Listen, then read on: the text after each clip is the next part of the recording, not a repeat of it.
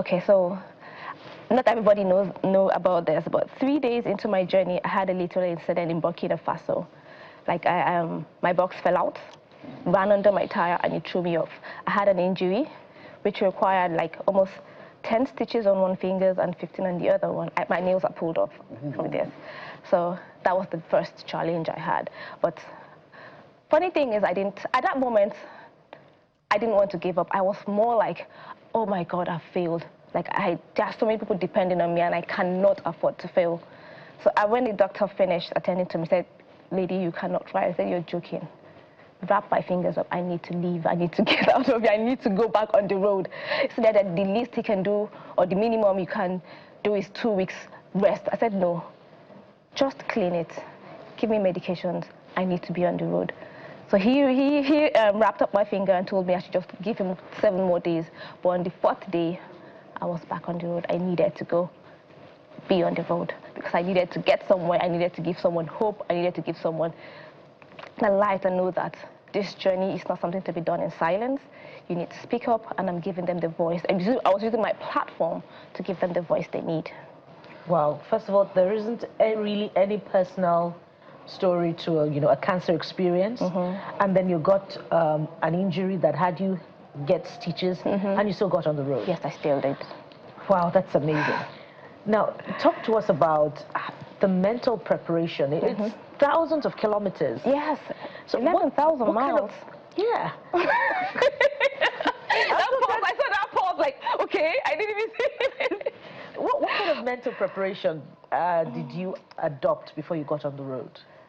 So there were a lot of on-the-bike preparation and off-the-bike preparation in terms of, because I knew this was going to be really, really stressful and what's it called? Stressful, yes.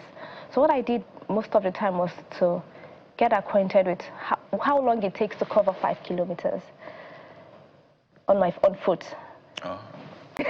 So walk us through that. Yeah, sure. Okay. Yeah. So I started from Nigeria, and I got to Cotonou, Lomé, Togo, in 1 day, because it wasn't that far. But although there were a little bit border issues, and because I wanted to hit the Sinkase border, which was the border between Lomé and Burkina Faso, I had to ride into the night. I was warned never to do that, but I wanted to do that because of that was my planning, to you were trying to kind of reach my time, get into the country, and come back before winter. So I had to ride into the night and camped close to the border. I got in late at night, around 9.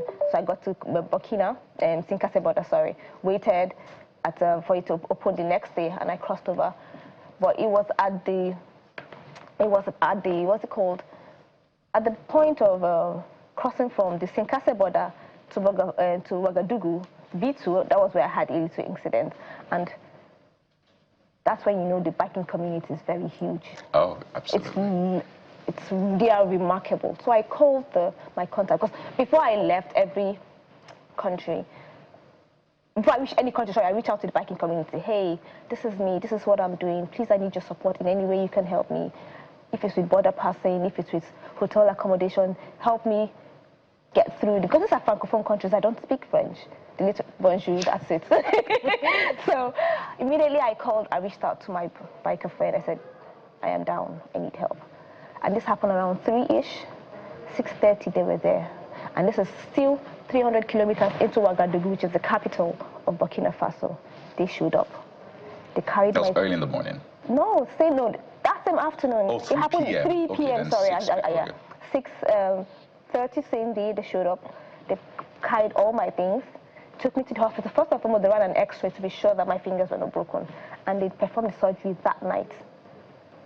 Because if a dead skin, if it's look at your face, if it's a dead skin, it would take time to recover. So they had to perform the surgery that night to make sure that I didn't. My fingers are okay. I recovered fully. So I stayed there for like a week trying to get everything sorted.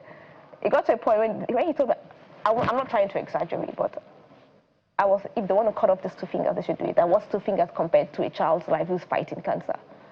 To someone's life who is fighting cancer, this is just 2 fingers, and I still have my life. They don't have their life. They're not in control. Their life depends on the chemo they take on monthly basis. So I told the doctor, Do you want to take it off so I can write? No, I don't. I'm sure he was thinking, come on, no, what's going on with this lady? That was how passionate, because I didn't want to fail. I wanted to get it on the road, and I needed to raise funds. I needed to give someone a reason to smile, because it was Christmas coming. I needed to give someone a reason to say, oh, don't worry, I have your money. You can. Christmas present. You know.